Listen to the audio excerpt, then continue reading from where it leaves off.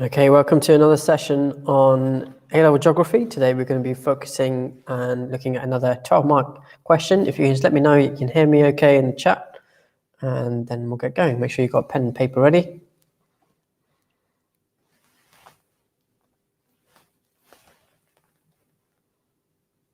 If you can just let me know you can hear me, guys.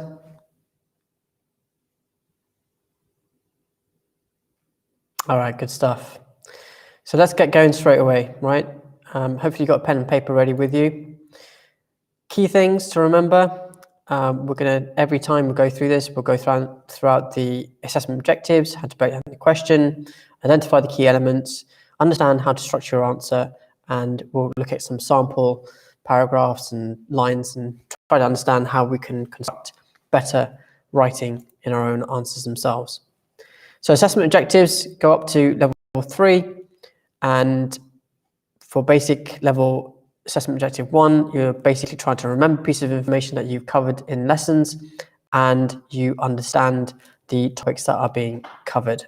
So you need to demonstrate your understanding essentially in the exam.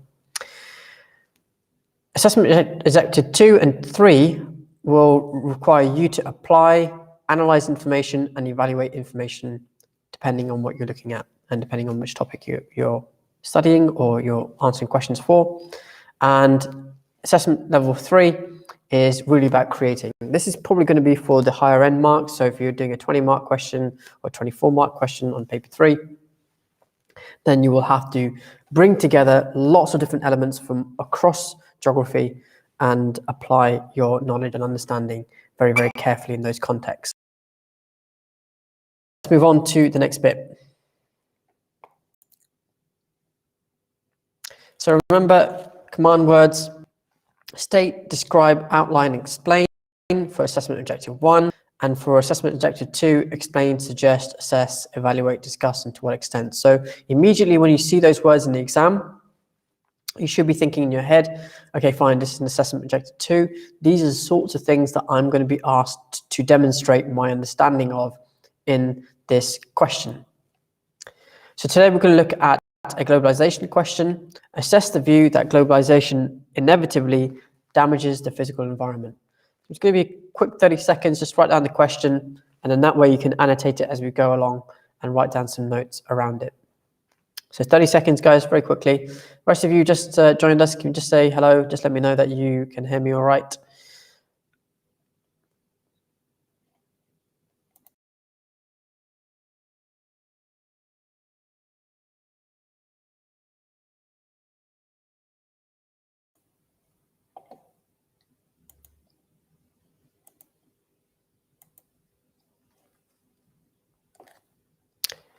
Okay, let's move on.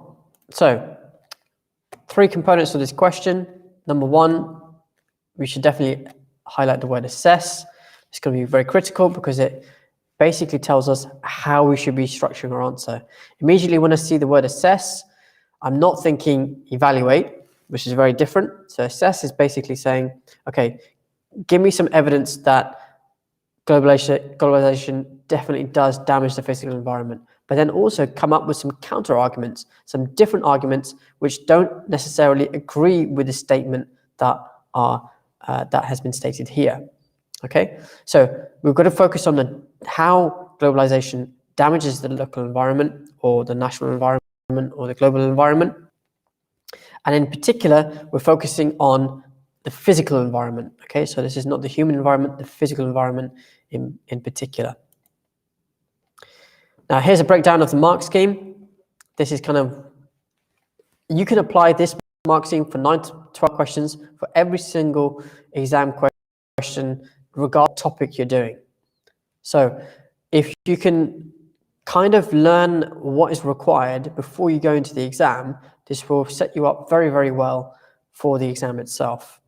Okay, so remember that you're going to have to demonstrate obviously accurate and relevant geographical knowledge. The only way that you can do that is by talking about specific places, specific examples, and giving specific data in your answers.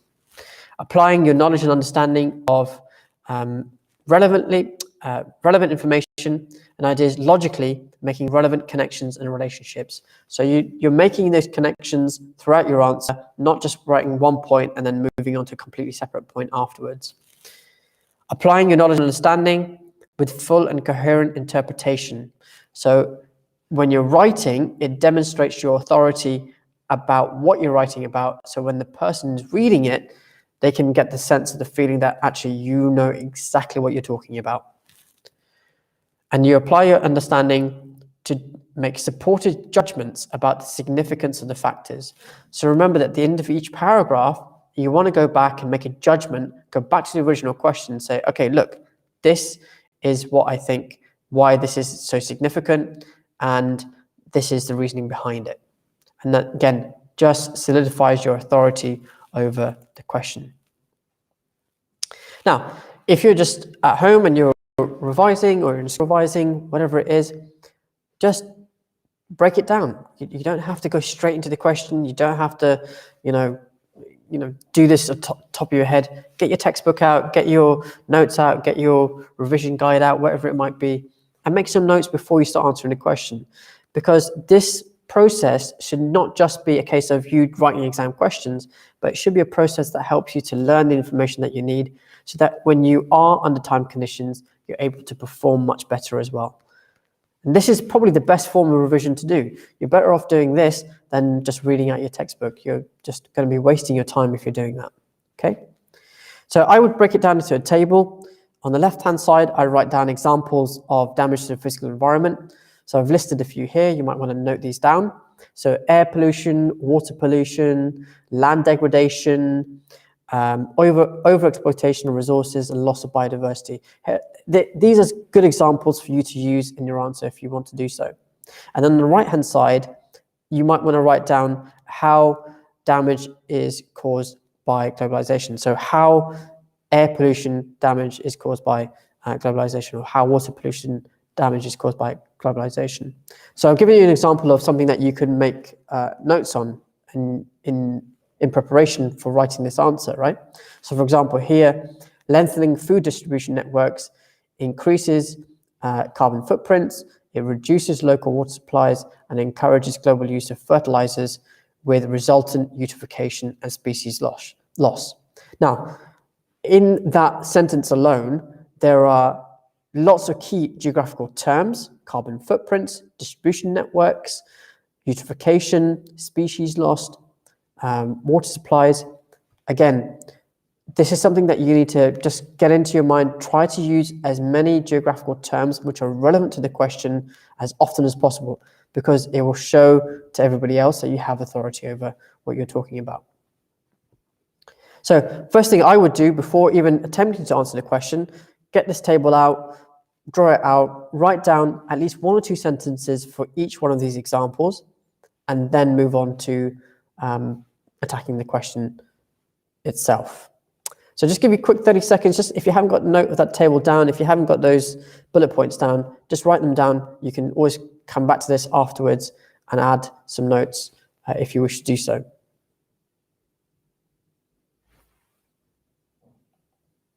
Good to have you here, Reese, and Dylan, and Ozzy. Anyone else? If you can just say hello. We're good to know who's in our exam session tonight.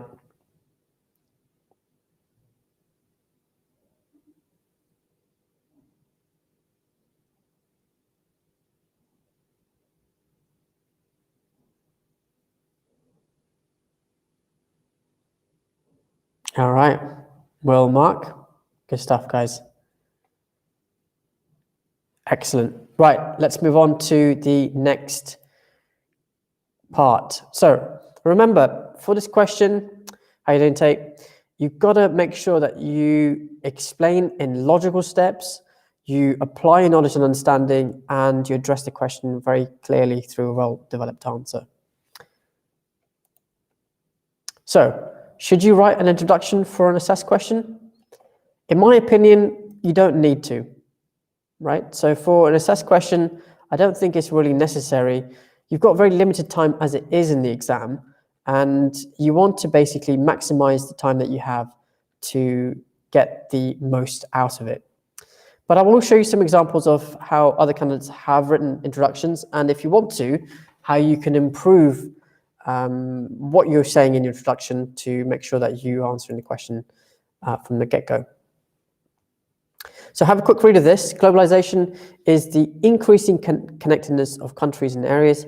Physical and environmental damage can be caused from more food miles to degradation of land due to industrial factories opening up. So have a quick look at that and tell me in the chat how you think this introduction could be improved.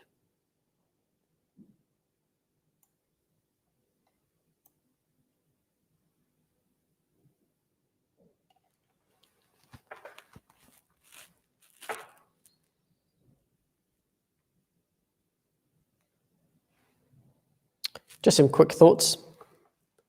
If you're reading that, do you think this candidate would be a level 3, kind of top level answer, or would this be in the middle or somewhere lower end?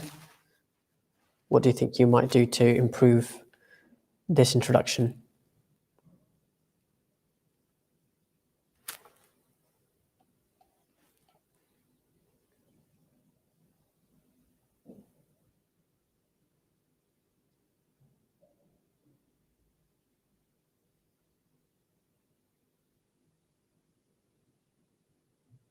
Anyone?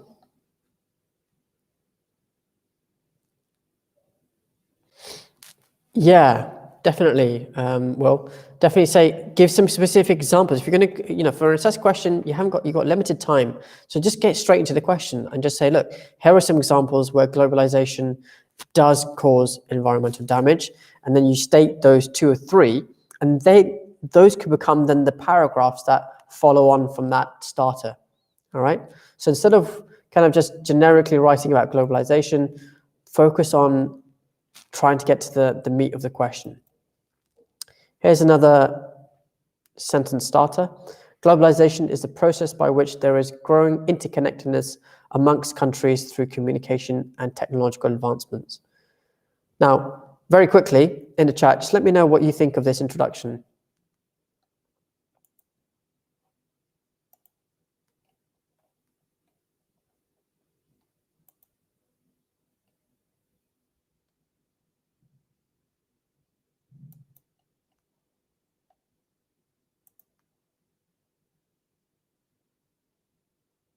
Any thoughts, Tate and Reese?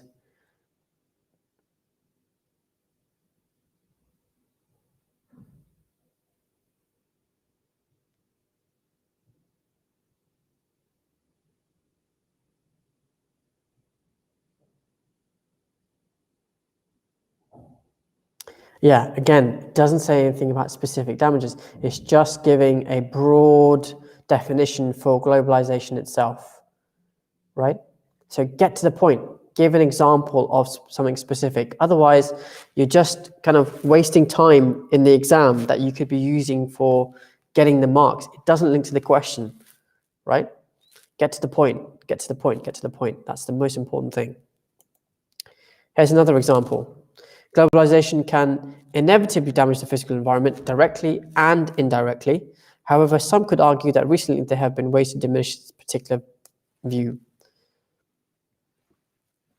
So is this a better answer? What could be done here?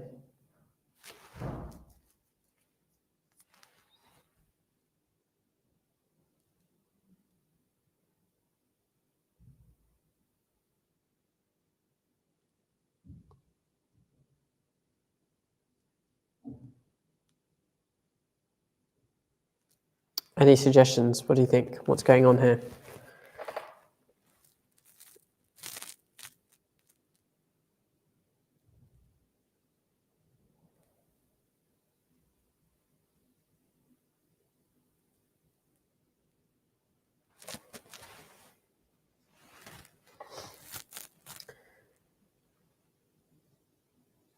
Give a definition, better examples are needed. It creates a discussion, but could develop more. Yeah, look, from the surface of it, it looks like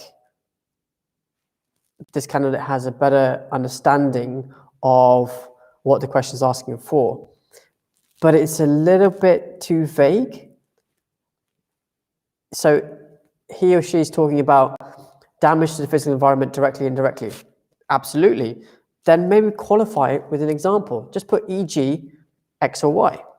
However, some could argue that recently ways have been found to diminish the particular void, e.g., give an example, right? So the elements are definitely in place for a really good, solid introduction, but it just lacks that finer detail to just absolutely hammer home the point. Because what you want to do is give the examiner, look, this is what I'm going to talk about in my answer. Now, this is a generic introduction, which gives some sort of vague kind of idea where the direction of this answer is going to go, but qualify it with just a couple of words, just qualifying it, saying, look, this is an example that I'm going to refer to when I mean this. This is an example that I'm going to refer to when I talk about diminishing point of view. Okay, so be specific, all right? That's the key thing. If you're going to write an introduction, get to the point, and those points must be relevant back to the original question. So let's have a look at some examples of how to structure a key point, how to develop our answer. So here's an example answer. Have a quick read of this one, and then let me know what your thoughts are in the chat box.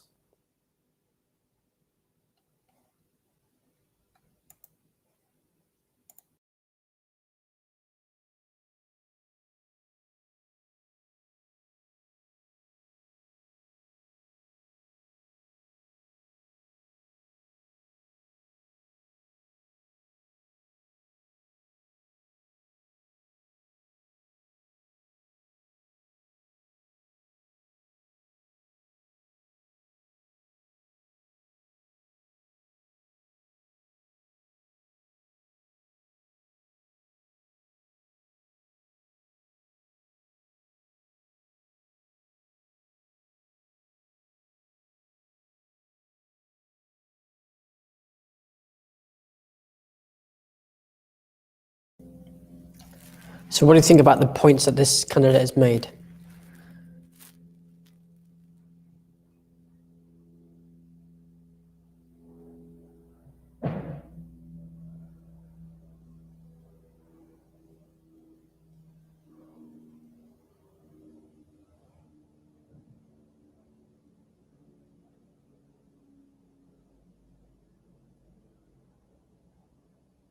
Is it talking about damages to the physical environment?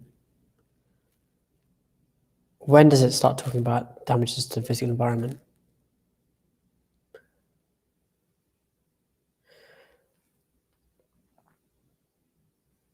Okay, yeah. So, I mean, this is not a introduction, but this is a kind of a main paragraph that somebody's written. But yeah, okay, could refer back to it. Well, I'm not sure what you're referring to in terms of late.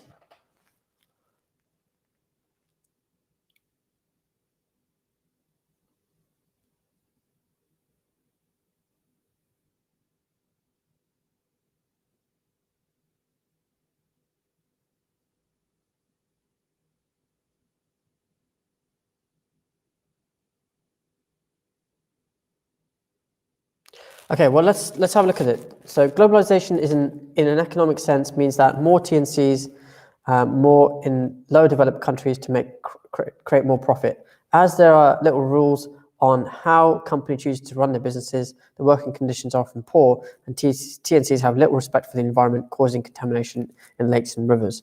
So it takes a very long time to get to a point in the answer, right? So contamination in lakes and rivers. It could just skip to it and just say, transnational corporations take advantage of lax environmental regulations in developing countries, and as such, they create or contaminate lakes and rivers.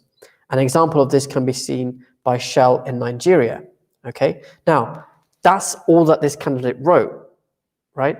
So they've actually got to the last two sentences, they've actually got to the point, but they haven't really given some evidence of what the damage was and how did it affect people, or how did it affect the physical environment? How did it damage it from being used again for what it was used for previously?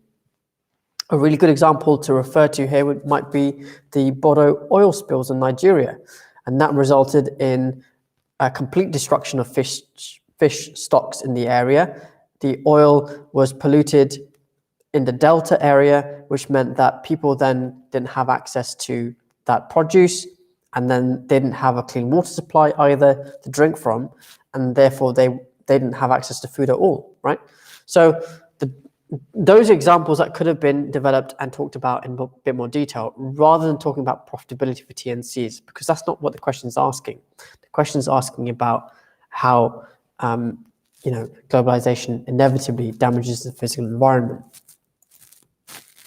Here's another paragraph. Have a quick read of this one, and then we'll talk about how to improve this, or if it does need any improvement at all.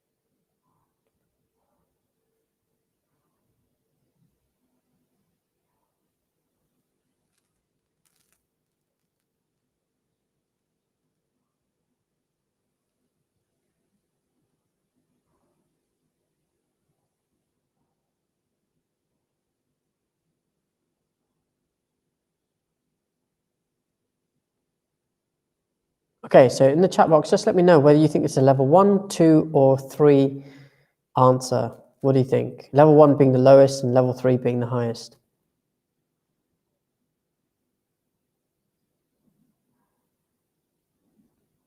Okay, thanks, Mark. Yeah, so also feels like the last sentence has been bolted on at the end. Absolutely, we'll look at that in a bit more detail. Let me know what you guys think.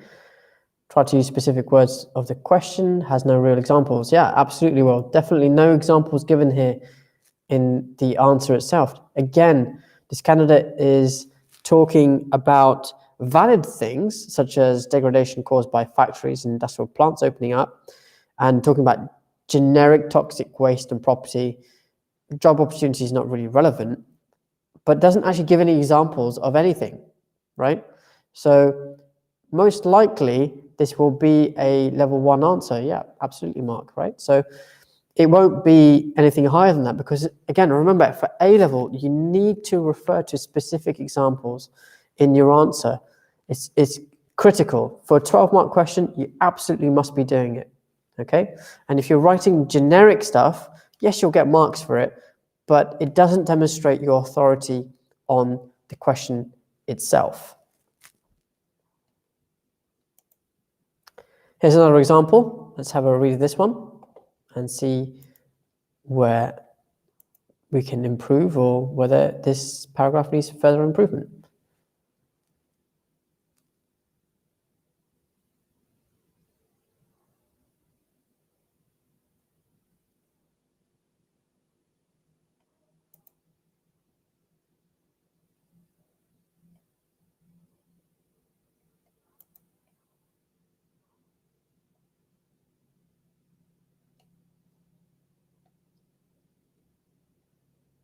Okay, so if you just let me know what level do you think, if this candidate was writing like this throughout their entire answer, what level do you think they will get? 1, 2, or 3?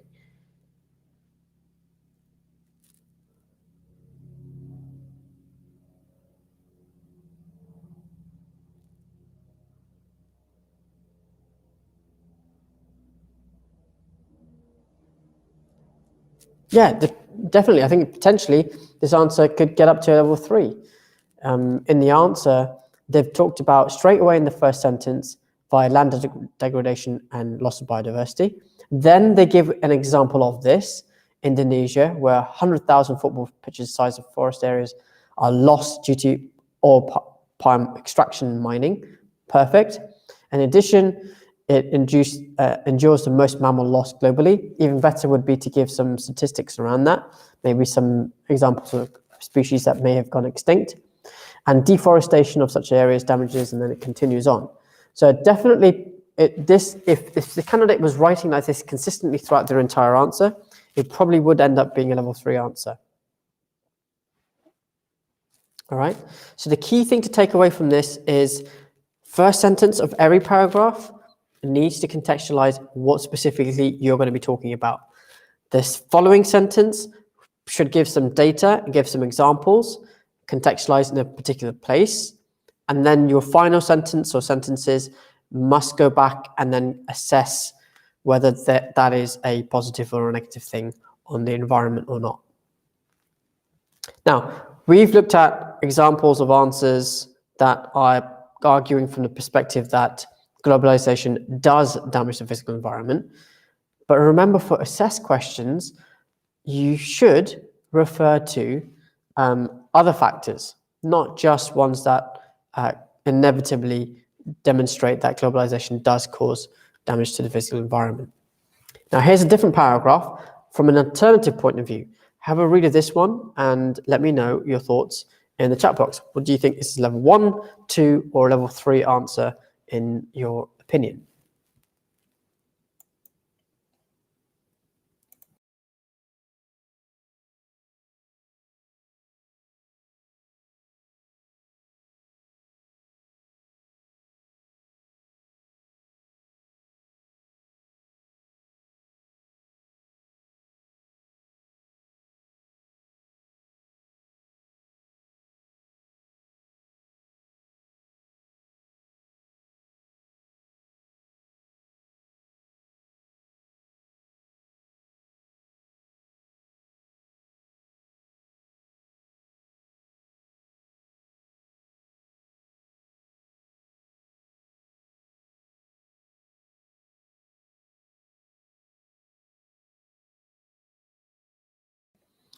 Okay, so what are your thoughts? Let me hear what you guys think about this question and this paragraph.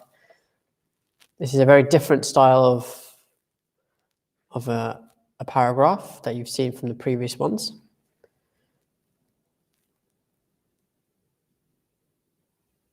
How relevant is this to the question?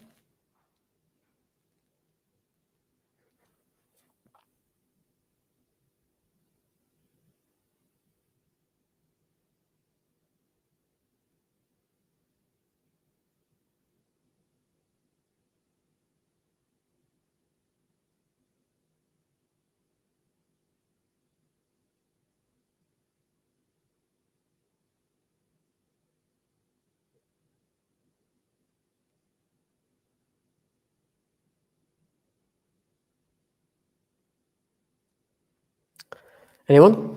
Any thoughts?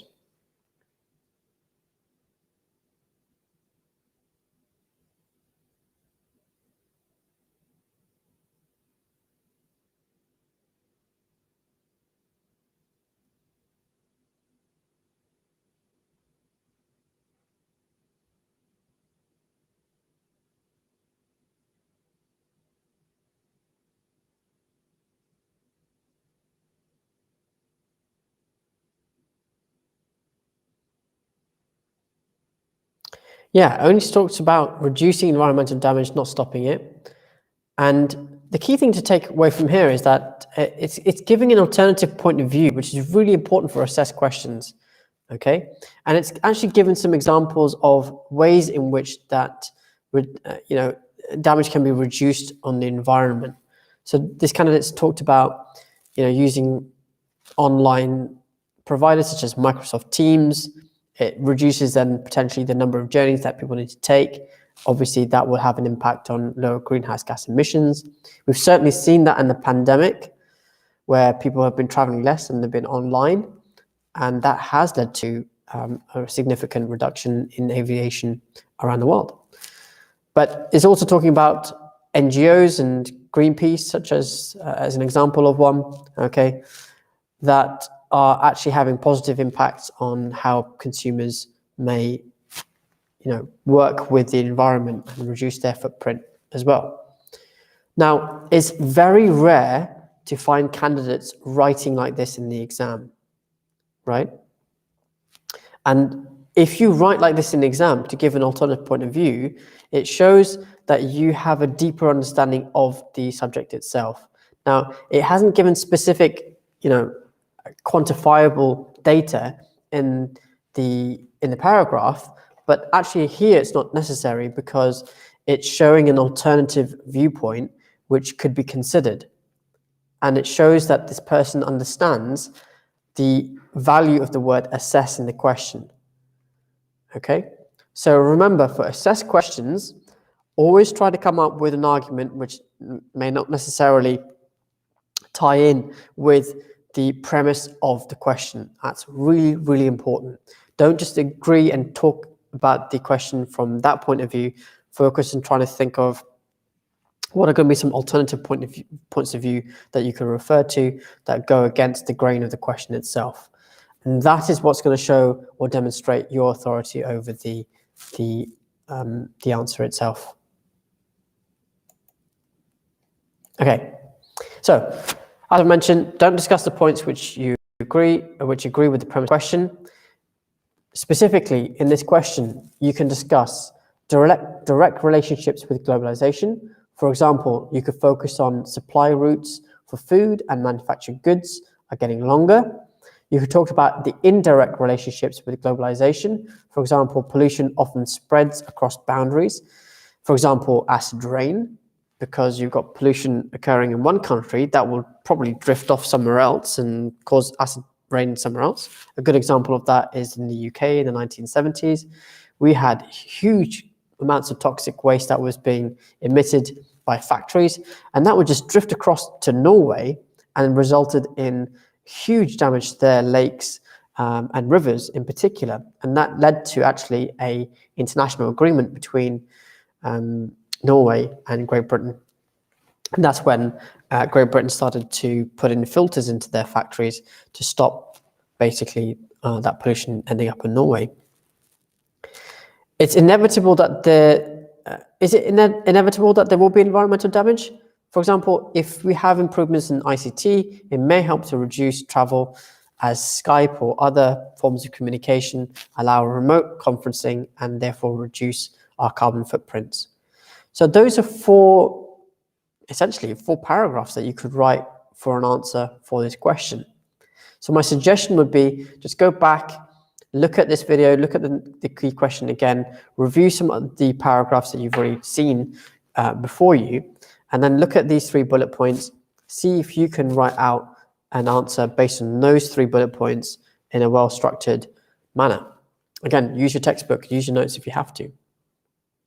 The key thing is to just keep on practice writing, write short answer questions as often as possible, read newspaper articles, use words such as because, despite, some, but, and I'm really, really pleased to see, for those of you who've been sending me answers, you are starting to use those words more consistently. You are starting to structure your paragraphs more consistently. You are writing more to the point. You're getting to the point straight away in your first sentences, and you're getting to the point at the end of each paragraph that you're writing. And as you do this, over the time, you're going to speak with even more authority over the questions that you are going to have to inevitably answer in the exam itself. So go away. You've got another week before the next session. Next week, we'll do another question. I don't know if we'll do a 12 marker or a 20 marker. If there's something in particular that you want to do, let me know in the chat box. Make sure you write down the question that I've posed today. Go and do this question. Get your textbook out, get your notes out, do the question, regardless of whether you've done this topic yet or not. Get ahead of the game, get ahead of the curve, and in that way, you will end up writing much better answers every single time. Right, any questions? Let me know in the chat box now. Give you guys about 30 seconds or so, and then I'll answer them. Great stuff, Tom. Hopefully that's been useful for you, and I'll see you definitely next week.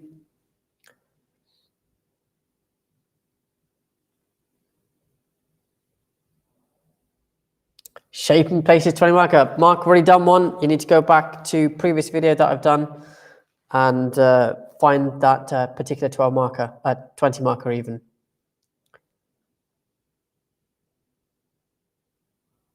Good stuff. All right, guys. Go back and do this exam question, and I'll see you in the next session, this time next week. Take care.